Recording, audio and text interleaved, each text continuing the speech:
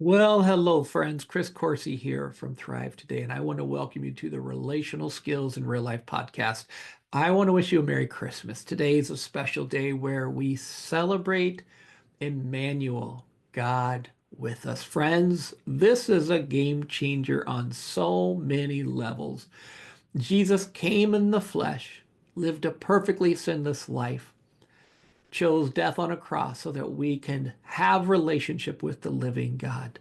I love how Jesus keeps relationships bigger than problems, and we celebrate that today and we remember that.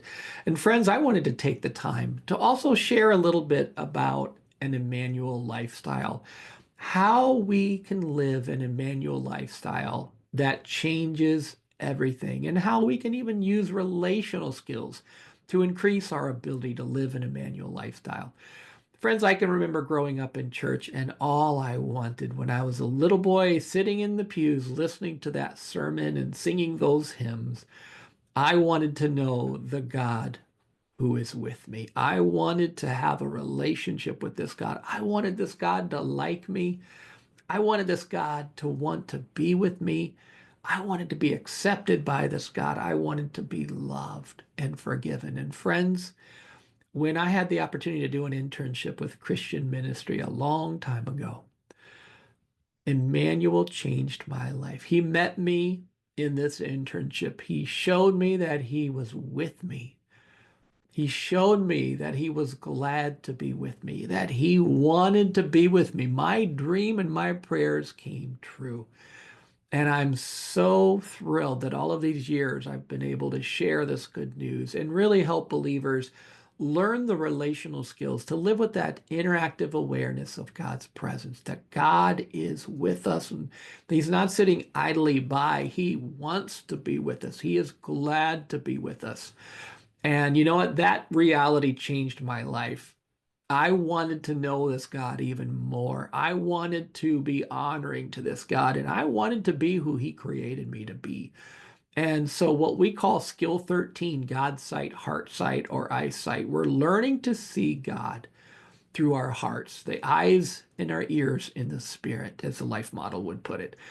And so living an Emmanuel lifestyle changes everything because what's happening is you're learning to see from God's perspective. Maybe you're in a difficult relationship, or maybe there's some hard things happening in your life.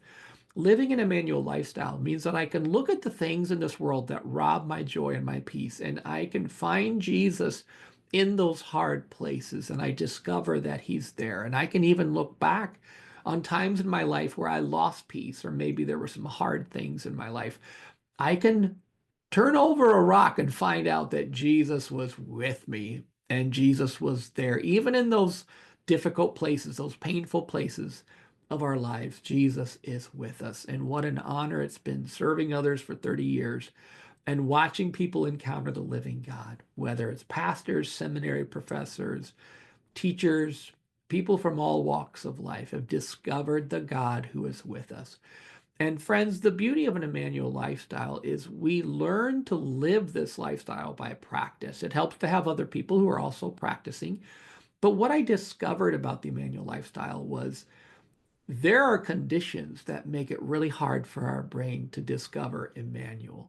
And the conditions, we now have a label for it, which is enemy mode. Enemy mode is when our brain is not in a relational state, it's not in a trainable state, and it's not in a state that's primed for relationships and relational interactions.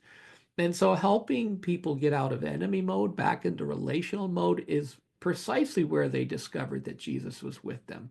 Now, the limitation of an Emmanuel lifestyle is not on God's part. He's with us. He's with you right now. He's with you and He's loving you and He's glad to be with you. But when we're in enemy mode, our mind is blocked off from that. God often feels distant or cold, and we just feel disconnected. It's not a very satisfying way to live. So, what we've learned over the years, my colleagues, Jim Weil or Carl Lehman, a whole host of people, we've discovered that helping people be able to warm up with the skill we call create appreciation is one of the very practical ways that you can prime your brain to interact with the living God. And so we practice sitting in appreciation by remembering some of those joyful moments in our lives, or reflecting on what we're thankful for, or remembering those times we felt God was with us before. We like to call those interactive memories. So if you can remember a time in your life where you felt God's closeness or you felt God's comfort in some meaningful way, when your brain can enter into that memory, what it does is it prepares your brain to now notice not only was Jesus with me back there, but now I can find out where Jesus is right now. And so we start to talk and we start to interact with the Lord. And sometimes we'll have a thought that comes to mind, we'll have an image that comes to mind. A lot of it's what we call a mutual mind, where we're locked in and we notice that some of the thoughts in our head is not from ourselves, that there's other thoughts here, but these thoughts bring me peace. In fact, it was just this morning, I was interacting with Jesus about something. And in that moment of interaction, I had a sense of just Jesus just kind of gripping my face, gently cupping my face as I would with one of my sons. And I had a sense of Jesus being right there with me. It was a sweet moment. Now, it wasn't a bolt of lightning from heaven. It was a sense that Jesus is with me in my thoughts. And I'm a visual processor, so I tend to see things visually. Some of us might not be visual processors. But what you're doing is you're learning to share a mind with God. You're learning to share minds with the living God and share thoughts with the living God.